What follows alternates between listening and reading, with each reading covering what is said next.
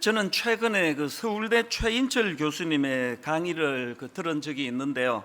그 강의에서 아주 흥미로운 사례 몇 가지들이 참 저에게 와닿았는데요. 예를 들면은 이런 겁니다. 그 강의 중에 하버드 대학교 윌리엄 제임스 교수라는 분을 이제 언급을 하시는데요. 이 윌리엄 제임스 교수는 이 인간에 대한 다양한 연구로 유명한 분이라고 합니다. 그래서 이제 이 교수님이 인간과 관련된 여러 다양한 연구들을 하다가 이 교수님이 너무나 인간과 관련하여 중요한 하나를 내가 깨닫게 됐다. 그게 뭐냐 하니까 이 인간이란 이거 하나를 바꾸면 인생이 바뀌게 된다.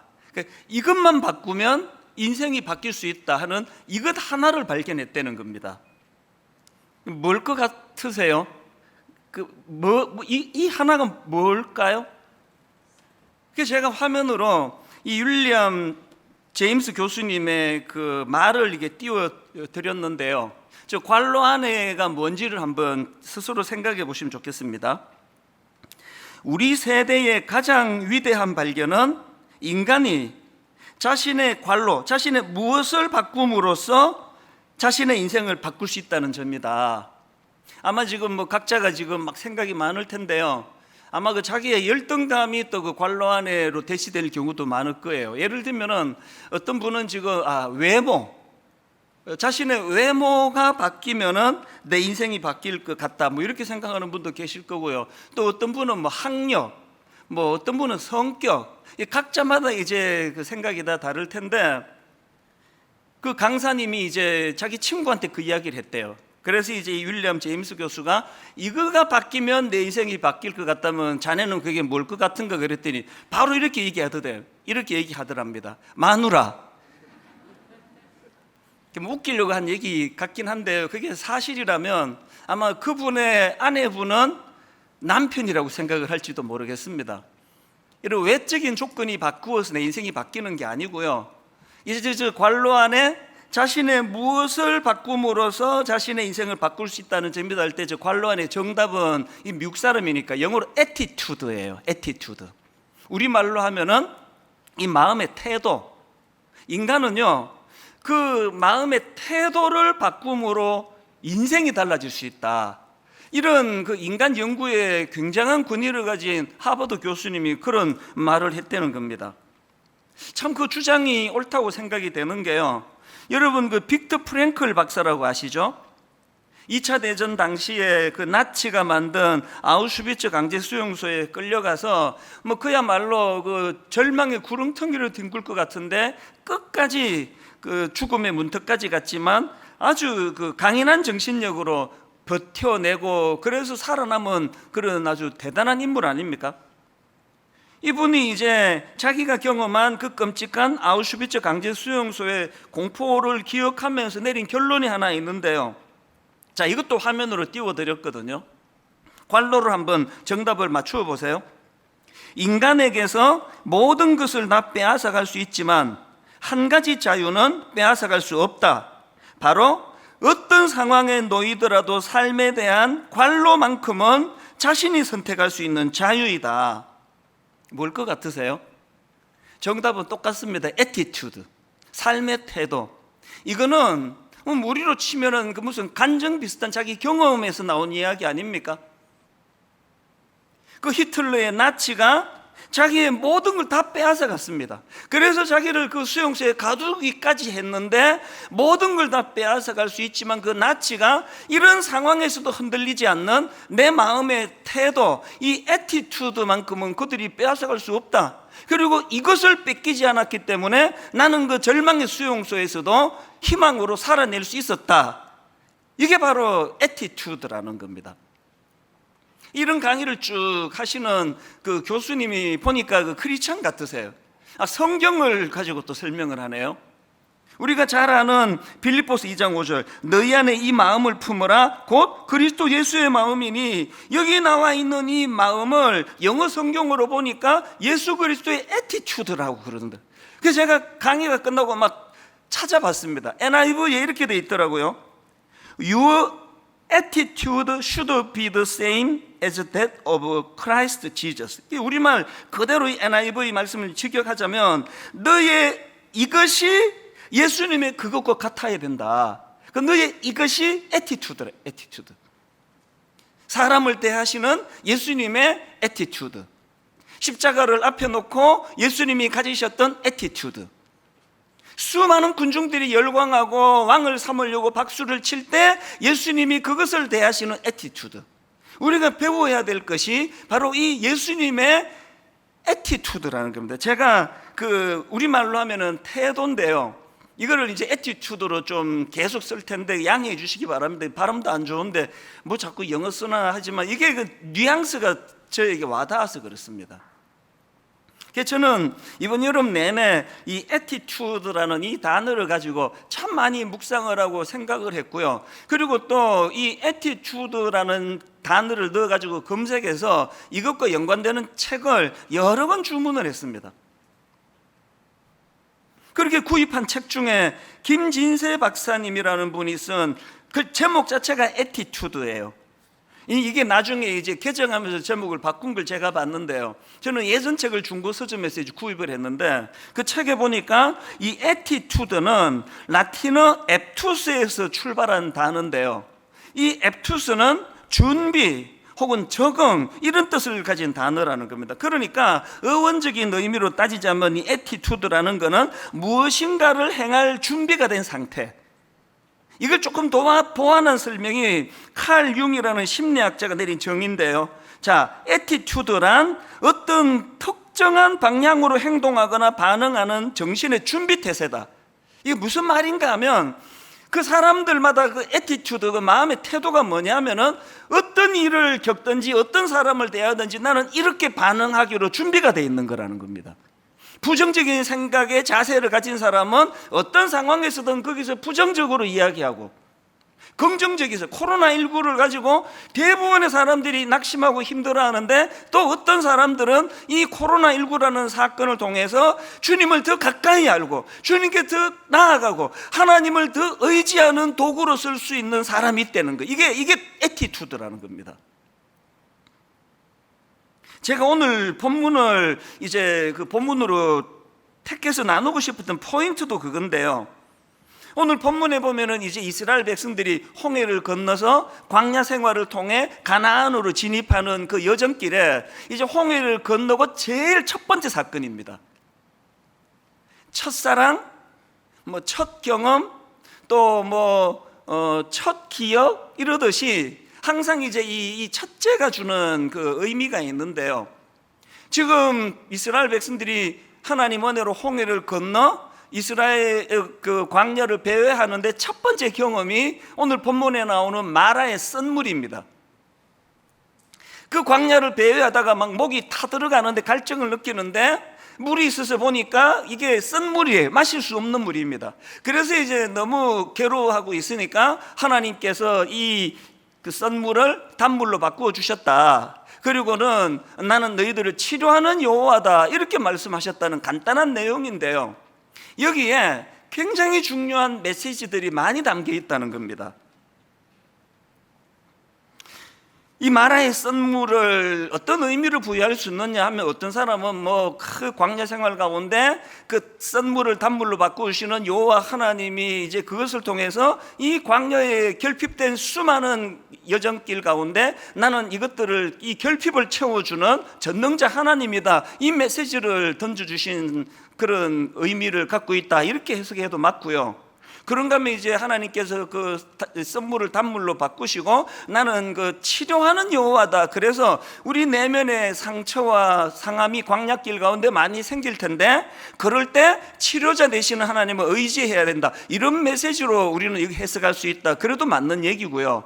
다 맞는 얘기예요. 그런데 이걸 좀 더 큰 그림으로 포괄적으로 이 그림을 찾아서 여기서 교훈을 찾자면 어떤 메시지를 얻을 수 있을까 이런 생각을 하면서 보니까 제가 그 24절이 눈에 띄는 겁니다. 본문 23절을 다시 한번 보세요.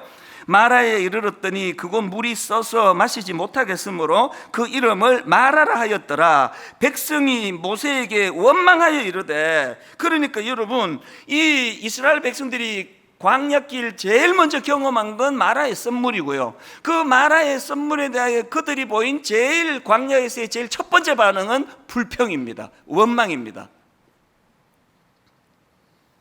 이게 왜 의미가 있느냐 하면은 그렇게 불평하고 원망했을 때 하나님께서 썬물을 단물로 바꾸어 주시고 나는 너희들을 치료하는 여호와라는 놀라운 그런 기적적인 말씀을 주셨고요. 그리고 바로 그 사건 다음에 나오는 것이 되게 유명한 엘림 동산, 이런 이야기 지금도 아마 그 고유명사로 많이 쓰는 것을 볼 수 있는데요.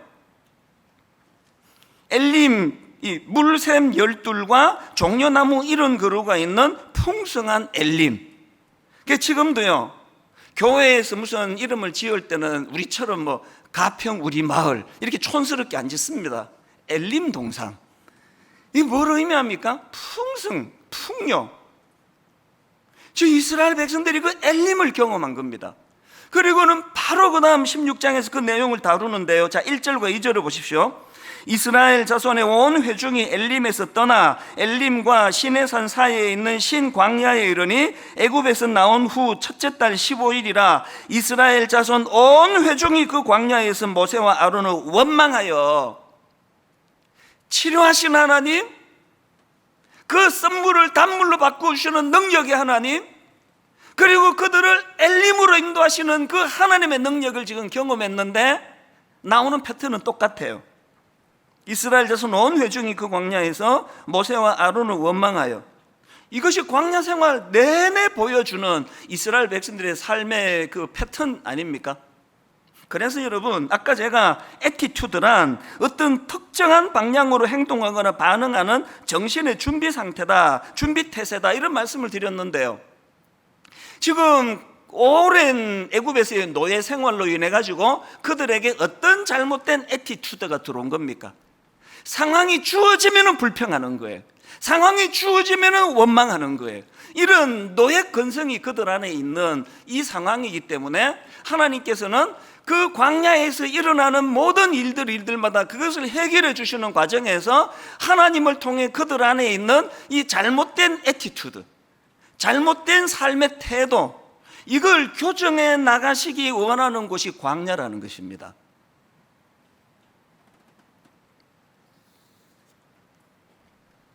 태도를 바꾸면 성공이 보인다. 이번에 제가 또 구해서 본 책 중에 하나인데요, 그 책에 보니까 아주 흥미로운 이야기 하나가 담겨져 있습니다. 이거 제가 예전에 한번 인용한 것 같기도 해요.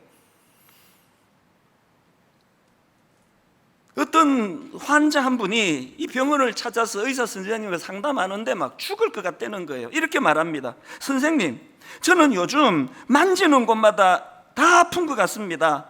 늙어가는 건가요? 몸이 쇠약해지는 건가요? 무릎을 누르면 무릎이 아프고 배를 누르면 배가 아픕니다. 여기 관자놀이 옆을 만지면 거기도 아프고요. 도대체 무엇 때문인가요? 그래서 이제 그 의사가 옛날에 나온 책이니까요, 전신 엑스레이 촬영을 이제 했다는 겁니다. 요즘으로 치면 MRI 촬영 이런 거겠죠. 전신을 샅샅이 점검을 하고 의사가 답을 찾은 겁니다. 그래서 그 환자분을 불러서 이제 이런 설명을 했습니다. 선생님께서 왜 만지는 곳마다 아픈지 이유를 찾아냈습니다.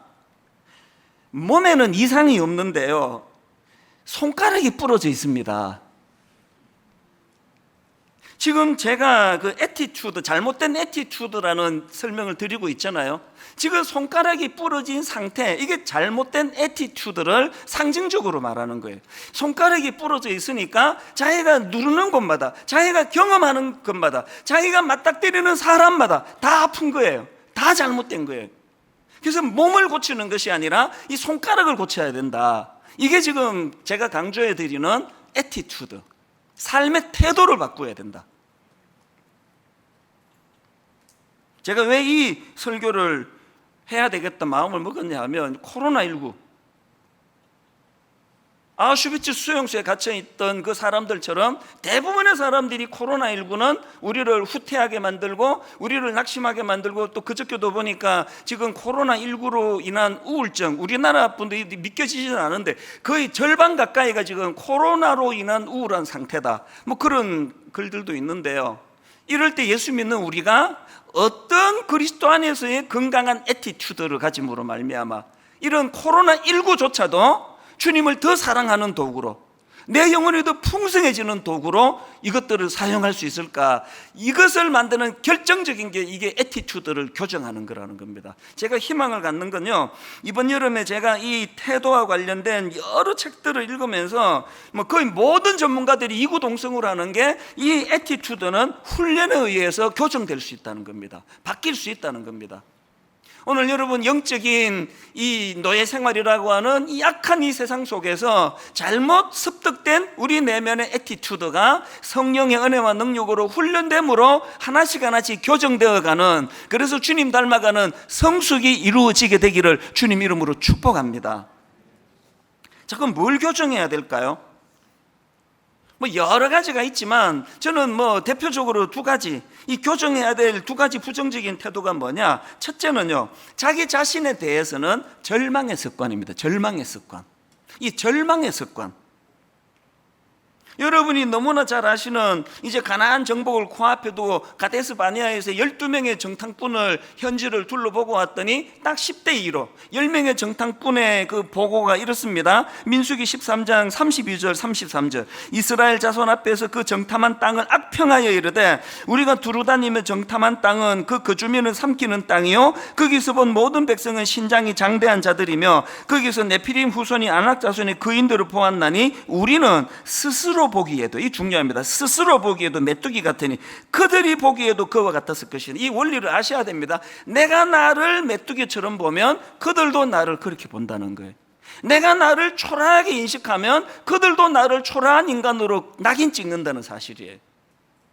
지금 광야 생활을 그렇게 오래 배회했으면서 그들 내면에 아까 제가 그 애티튜드에 대한 그 정의를 해드렸잖아요. 애티튜드란 어떤 특정한 방향으로 행동하거나 반응하는 정신의 준비태세다. 이미 그들은 난 메뚜기다, 난 보잘것없다, 우리는 비참한 인생이다. 그래서 뭘 보고 오든지 간에 그들 앞에 우리는 메뚜기 같은 존재다라고 대답할 준비가 되어 있으니까 그것만 보이는 거예요. 똑같은 것을 보고 온 그 두 사람 있잖아요. 요수아와 갈렙. 똑같은 것을 봤는데 그 장대한 사람들을 보고 그도 우리 밥이다, 우리 그도 이길 수 있다, 이게 애티튜드라는 거예요. 여러분이 보여지는 사물은 어떤 것들이세요? 온 사물이 다 시뻘겋게 보이세요? 시퍼렇게 보이세요? 노랗게 보이세요? 그 색깔 안경을 끼고 있어서 그런 거예요. 성령의 안경으로 바꾸게 되시기를 바랍니다. 안경을 바꾸시면 보는 바탕 색깔이 달라질 수 있다는 그 이야기거든요. 저는 이런 점에서 자기 자신에 대해서는 이 절망의 습관이라는 이 표현을 썼는데요.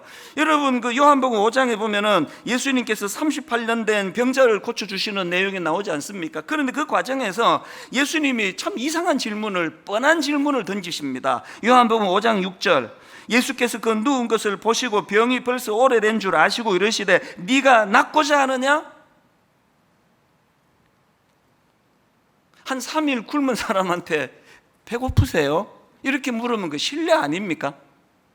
38년 동안 너무너무 사모했지만 병을 고칠 수 없어 낙심해 있는 이분한테 주님이 네가 낫고자 하느냐? 왜 이런 당연한 뻔한 질문을 하셨을까? 그런데요, 저는 이 예수님의 질문의 의도를 이 환자의 답 속에서 찾습니다.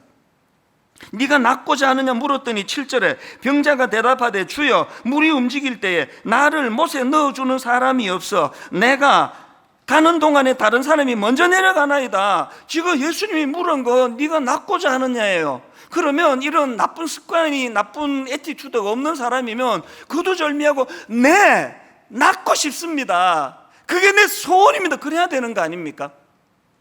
이 38년 된 병자의 가슴 깊이 뿌리 내리고 있는 자신에 대한 절망의 습관이에요. 예수님은 이걸 물으셨는데 답은 저거예요. 왜? 아까 그 애티튜드 나왔잖아요. 뭐라고 묻든지 간에 자기 마음에는 세상에 대해서는 원망과 불평이고 자기 자신에 대한 비참한 절망이거든요. 이런 이유 때문에 내가 아직도 이러고 살고 있습니다.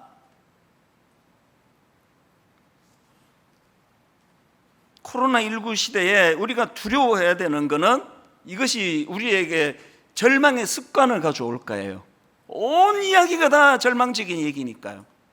저는 오늘 성령님이 저와 여러분 심령 속에 이 강력한 질문 하나가 던져지기를 원합니다. 네가 낫고자 하느냐? 네가 낫고자 하느냐는 질문 앞에 이 절망의 습관으로 답하지 마세요. 하나님, 우리 가정이 얼마나 비참한지 아십니까? 하나님, 코로나19 때문에 지금 경제적으로 막 죽을 것 같습니다. 주님은 그 38년 된 병자 내면에 오래된 절망의 습관을 교정해 주시기를 원하십니다. 그런가 하면 두 번째로 우리가 교정해야 될 부정적인 태도가 하나 더 있는데요, 자기 자신에 대해서는 절망의 습관이라면 타인에 대해서는 원망의 습관입니다. 원망의 습관. 홍해를 건너자마자 마라의 선물에서 그들이 제일 먼저 보여준 게 그 타인에 대한 원망 아닙니까? 자, 출애굽기 15장 23절 24 본문 다시 한번 보세요. 마라에 이르렀더니 그곳 물이 써서 마시지 못하겠으므로 그 이름을 마라라 하였더라. 백성이 모세에게 원망하여 이르되, 이것이 아까 출애굽기 16장 1절 2절에서 이스라엘 자손 온 회중이 광야에서 모세와 아론을 원망하여로 그렇게 발전이 됐다 그랬고요. 그것이 광야 생활 내내, 그래서 민수기 14장 2절에 이제 10명의 정탐꾼이 우리는 그들을 못 이깁니다, 우리는 그들 앞에 메뚜기 같습니다 그랬더니 민수기 14장 2절 이스라엘 자손이 다 모세와 아론을 원망하며 이를 악물고 나 자신에 대하여 뿌리 깊은 이 절망의 습관, 어떤 상황에 맞닥뜨리든지 간에 나는 안 된다, 나는 초라한 인생이다, 나는 성공할 수 없다, 우리 가정은 회복이 어렵다, 이 절망의 습관이 절망의 습관. 타인에 대해서는 원망의 습관, 모든 타인은 원망의 대상. 이것들을 어떻게든 주님 앞에 주님 이름으로 이것들을 교정해 나가야지만 우리 안에 있는 어두움이 거두어지고 하나님이 주시는 밝음으로, 희망으로 회복이 될 수 있다는 겁니다. 이런 차원에서 저는요, 이 나쁜 태도, 이 나쁜 애티튜드, 이것들을 이제 바꾸어 나가는 훈련을 해 나가야 된다고 보는데요. 그래서 저는 이제 우리가 해 나가야 될 이 훈련의 의미를 가지고 이것들을 풀어 나가기를 원합니다. 우리가 이제 오늘 설교 제목도 그렇고 이 광야라는 거는 이 태도 바꾸기 훈련의 장소다 그랬는데, 이 태도 바꾸기 훈련이란 무슨 의미를 가지고 있는 건가, 두 가지로 정리를 해 드릴게요. 첫째로요, 태도 바꾸기 훈련이 뭐냐?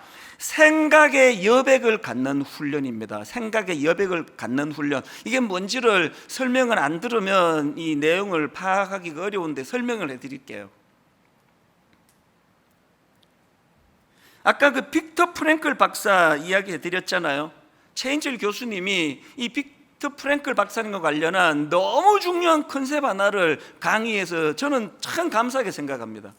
빅터 프랭클 박사가 주창한 그 개념 중에 자극과 반응 사이의 공간, 다시요, 자극과 반응 사이의 공간, 이런 개념을 설명하는데요. 이게 뭘 말하는가 하면은, 이 빅터 프랭클 박사가 아우슈비츠 강제 수용소에서 이제 관찰하면서 보니까 너무나 희한한 거예요. 똑같은 지금 그 절망적인 수용소에 갇혀 있는데 뭐 대부분이 사람이 그랬겠죠. 대부분의 사람들이 절망의 수용소에서 희망이란 찾을 수가 없으니까 인간성을 잃어버리고, 그리고는 이제 우울하고 막 자살하고 내버려둬도 그렇게 시들시들 인간성을 상실해 버리는데, 그런데 그 중에서 그런 절망적인 상황 속에서도 인간의 존엄을 절대로 놓치지 않고 어떤 경우에도 삶을 포기하지 않고 절망하지 않는 사람들이 있더라는 겁니다. 사실은 자기 자신도 그 중에 한 사람 아닙니까? 그 얘기 다 아시죠? 이 빅터 프랭클 박사가 인간의 존엄을 거기서 잃지 않기 위해 가지고 어디서 그 낡은 그 깨진 유리병 조각을 구해 가지고 아침마다 일어나 가지고 피가 터지도록 면도하는 장면. 내가 이 인간의 존엄을 잃지 않기 위하여, 이게 희망을 붙들기 위해서. 그래서 이분이 이제 그 질문한 게 뭐냐, 이 차이가 어디서 나오느냐는 거예요. 이 똑같은 절망의 그 수용소에서 왜 어떤 사람은 절망으로 죽어가고 인간의 존엄을 다 잃어버리는데 왜 어떤 사람은 이렇게 존엄을 잃지 않고 희망을 잃지 않는가? 거기서 발견한 게 바로 자극과 반응 사이의 공간이라는 겁니다. 여러분이 자극과 반응 사이의 공간이라는 개념이 뭐냐 하면은요, 사람들은 자기 삶에 어떤 자극이 오면 바로 반응하는 게 아니라 그 자극에 대하여 먼저 생각을 한 후에 반응한다는 겁니다. 그래서 이제 그 자극과 반응 사이의 이 공간, 그 생각의 공간이 얼마나 깊고 얼마나 넓었냐에 따라서 이후의 행동이 결정이 되더라는 겁니다. 신앙생활이 왜 중요한지 아세요? 우리 묵상하잖아요. 우리 큐티 하잖아요. 기도하잖아요. 이게 전부 자극과 반응 사이의 공간입니다. 어떤 일을 우리는 맞닥뜨리든지 간에 하나님 앞에서 우리는 묵상을 통해, 기도를 통해 이 공간을 확보하는 거예요. 오늘 현대인들이 너무나 조급하고, 지난주에도 말씀드렸지만 그냥 욱하는 묻지마 살인, 묻지마 폭행, 이거 왜 그렇습니까? 자극과 반응 사이에 공간이 없어서 그래요. 저는 저와 여러분들이 이 애티튜드, 삶의 태도가 우리 인생을 결정할 만큼 중요하다고 한다 할 때에 이미 하나님이 주신 재료 묵상하시기를 바랍니다. 여러분 깊이 하나님 앞에 기도하셔야 돼요. 그래서 이 공간을 확보하셔야 됩니다. 그리고 그 공간 안에서 히브리서 3장 1절, 그러므로 함께 하늘의 부르심을 받은 거룩한 형제들아, 우리가 믿는 도리의 사도시며 대제사장이신 예수를 깊이 생각하라. 또 히브리서 12장 2절, 믿음의 주요 또 온전하게 하시는 이인 예수를 바라보자. 여러분, 이렇게 가슴 아픈, 또 나를 힘들게 하는 코로나19를 유시한, 너무나 사람에게, 너무나 환경에게 상처를 받기 쉬운 현대인들에게 있어서 자극과 반응 사이에 이 공간, 하나님을 묵상하고, 그래서 아까 너희 속에 이 마음을 품으라고 예수 그리스도의 마음이라 할 때 이 예수 그리스도의 마음이 애티튜드라고 그랬듯이, 주님이라면 어떻게 생각하셨을까? 주님이라면 어떻게 반응하실까? 이 일을 너무나 잘한 인물이 사도 바울 아닙니까? 감옥에서 썼다고 하는 빌립보서 4장 4절에서 주 안에서 항상 기뻐하라, 내가 다시 말하노니 기뻐하라, 이거 엄청난 긍정적인 애티튜드 아닙니까 이게?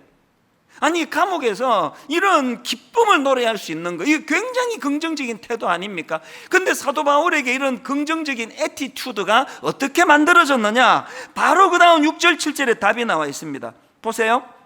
아무것도 염려하지 말고 다만 모든 일에 기도와 간구로, 다시요, 아무것도 염려하지 말고 다만 모든 일에 기도와 간구로, 그리고 너희 구할 것을 무엇으로? 감사함으로 하나님께 아뢰라. 그리하면 모든 지각에 뛰어난 하나님의 평강이, 그리하면 모든 지각에 뛰어난 하나님의 평강이 그리스도 예수 안에서 너희 마음과 생각을 지키시리라. 대답해 보세요. 사도 바울은 지금 자극과 반응 사이에 공간이 있습니까 없습니까? 자극과 반응 사이에 확보된 공간 안에 예수 그리스도를 묵상하고, 여기서 우리가 깨달아야 되는 게 뭐냐? 여러분, 이 기도는요, 우리의 부정적인 생각을 교정하는, 우리의 부정적인 태도를 교정하는 하나님의 도구라는 사실이에요. 그런가 하면 두 번째로 태도 바꾸기 훈련이라는 게 뭐냐? 미래지향적인 목표 갖기 훈련입니다. 미래지향적인 목표. 이스라엘 백성들이 가진 치명적인 잘못된 애티튜드는 끊임없이 과거지향적이에요. 그 출애굽기 한번 읽어보세요. 막 틈만 나면은 과거로 돌아가자예요. 틈만 나면은 애굽으로 돌아가자예요. 민수기 14장 2절부터 4절도 보십시오. 이스라엘 자손이 다 모세와 아론을 원망하며 온 회중이 그들에게 이르되, 우리가, 그 다음 보세요, 우리가 애굽 땅에서 죽었거나 이 광야에서 죽었으면 좋았을 것을 지금 과거 얘기를 하고 있습니다. 그 다음 3절, 어찌하여 여호와가 우리를 그 땅으로 인도하여 칼에 쓰러지게 하려 하는가? 우리 처자가 사로잡히리니 애굽으로 돌아가는 것이 낫지 아니하랴. 그래서 결론 4절, 이에 서로 말하되 우리가 한 지휘관을 세우고 애굽으로 돌아가자. 제가 코로나19가 여러분을 생각하면서 두려운 게 이거예요. 오늘 그렇게 믿음 좋아 보이는 어떤 분에게 있어서 코로나19 때문에 교회당 가서 예배를 드리지 못하는 게 조금 길어짐으로 말미암아 우리가 애굽으로 돌아가자, 하나님 알던 이전으로 돌아가자. 오늘 우리가 하나님 앞에서 이 애티튜드, 이게 내 인생을 결정한다고 한다면 하나님 오늘 이 상황들이 재료가 되어서 미래지향적인 인물이 되기를 원합니다. 그래서 여러분 지금과 같은 때는요, 빌립보서 3장 13절 14절을 묵상하셔야 됩니다. 형제들아, 나는 아직 내가 잡은 줄 여기지 아니하고 오직 한 일, 즉 뒤에 있는 것은 잊어버리고 앞에 있는 것을 잡으려고 표대를 향하여 그리스도 예수 안에서 하나님이 위에서 부르신 부름의 상을 위하여 달려가노라. 세 번역으로 14절 끝부분을 보니까 목표점을 바라보고 달려가고 있습니다. 한 2주 전서부터 제 마음에 막 춤을 추면서 상상하는 게 하나 있습니다. 그랬더니 그저께부터 또 막 뉴스가 더 저를 자극을 시키는데요. 뭐냐 하니까 요즘에 저는 이제 새벽에 말씀 묵상을 막 머리에 집어넣고 1시간 한 20분 정도 빠른 걸음으로 한 10,000보씩 걷거든요. 계속 걸으면서 요즘에 한 2주 동안에 마음으로 영적인 상상력을 가지고 춤을 추는 게 하나 있습니다. 미래지향적인 게 뭐냐, 점점 코로나가 이렇게 오래 간다, 또 번지기 시작한다, 어느 교회에 확진자가 생겼다, 이런 일이 터질 때마다 내 안에 이 상상력이 주는 노래는 더 커집니다. 그게 뭔지 아세요? 계속 상상하는 게, 여러분 코로나19가 언젠가는 끝날 거 아닙니까? 백신 나오고. 내 마음의 상상력이 이거예요. 어느 날 국가적으로 국민 여러분, 드디어 코로나19가 종식되었습니다, 이렇게 선언되는 바로 그 다음 주일날 전 교회적으로 모여 축제 같은 예배를 드리는 꿈을 꾸기 시작했습니다. 너무 가슴이 벅찬 거예요. 막 마스크 다 벌써 던져버리고 막 답답해 힘드시잖아요. 그리고 막 이게 드문드문 앉아있으니 게 무슨 재미예요. 막 옛날처럼 막 더운데 막 딱딱 들어붙고 앉고 막 인사하다가 침 막 튀고, 저는 막 거룩한 침이 막 여기저기서 터져나오는 그날을 꿈꾸고 있습니다. 내 침이 저분에게 튀고 저분의 침이 내게 튀어도 해를 주지 않은 막 그 상상을 해요. 그래서 이제 코로나19가 종식되었습니다라는 국가적인 선포가 있고 난 바로 그 다음 주일 예배가 한 번도 드려보지 못한 가슴 벅찬 예배가 되기를 꿈꾸고 있습니다. 같이 꾸십시다. 마음껏 내 교회로 달려갈 수 있고, 누구에게도 주저하지 않고 무슨 이야기든 침튀가면서 할 수 있고, 껴안아줄 수 있고, 축복할 수 있고, 눈물을 닦아줄 수 있고, 한 2주 동안에 제 마음에 너무너무 기쁨을 줍니다. 아침에 저는요, 여름이 너무 좋거든요. 딱 하나라 그래, 이유 2가지라 그랬는데 수박은 원래 맛이 없어가지고 별로 기대가 안 되고요. 나는 이 새벽에 여름 아침이 길어서 너무 좋아요. 이제 그 하지를 중심으로 요즘에 해가 조금씩 이제 짧아지는 게 너무 아까워요. 지금 그 이른 새벽에 막 빠르게 걸으면서 꿈을 꾸는 겁니다. 상상하는 겁니다. 표대를 향하여. 아까 일부 시간에요, 아침 7시 예배 아닙니까? 성도님들하고 이제 설교 말미로 이 찬양을 부르는데요, 주님 다시 오실 때까지 나는 이 길을 가리라. 현실은 너무 좁은 문입니다. 현실은 너무 좁은 길입니다. 십자가 져야 됩니다. 그런데 우리가 꾸는 꿈, 나의 가는 이 길 끝에서 나는 주님을 보리라. 주님 다시 오실 때까지 나는 일어나 달려가리라. 아까 일부 시간에 이 찬양을 부르는데요, 막 하나님이 은혜를 주셨는지 마스크 쓰고 막 이렇게 막 드문드문 앉아 계시는 분이 막 눈물로 이 찬양을 부르는데 막 너무 가슴이 뜨거워지는 겁니다. 결론을 이렇게 맺기를 원합니다. 이것도 최근에 제가 구입한 책에서 나온 시인데요, 태도를 바꾸면 성공이 보인다. 이 시 읽어드리고 오는 말씀을 정말 가슴 벅차게 마무리하기를 원합니다. 내용을 화면으로 올려드렸습니다. 이 배는 동쪽으로, 저 배는 서쪽으로 갈세. 똑같은 바람이 불어오느나, 그러나 배가 어디로 가는지는 바람이 아니라, 그러나 배가 어디로 가는지는 바람이 아니라 돛의 방향에 달렸나니, 인생의 항로에 폭풍이 몰려와도 우리의 갈 곳을 결정하는 이는 우리 마음의 방향임에 폭풍이나 삶의 싸움이 아니어라. 오늘 여러분, 너무너무 기대감을 가지고 가정을 출발했다가 그 상대방에게 상상할 수 없는 아픔을 경험하신 분, 꿈을 가지고 시작한 그 사업에 폭풍이 몰려와 어려움에 빠져 계시는 분, 건강을 다치신 분, 배가 어디로 가는지는 바람이 아니라 돛의 방향에 달렸나니, 성령님이 주시는 예수 그리스도를 닮은 태도를 회복하심으로 말미암아 모든 전문가들이 얘기하잖아요. 환경이 아니라 그 환경을 대하는 그 사람의 애티튜드, 그 사람의 태도가 그 사람의 행복을 결정한다.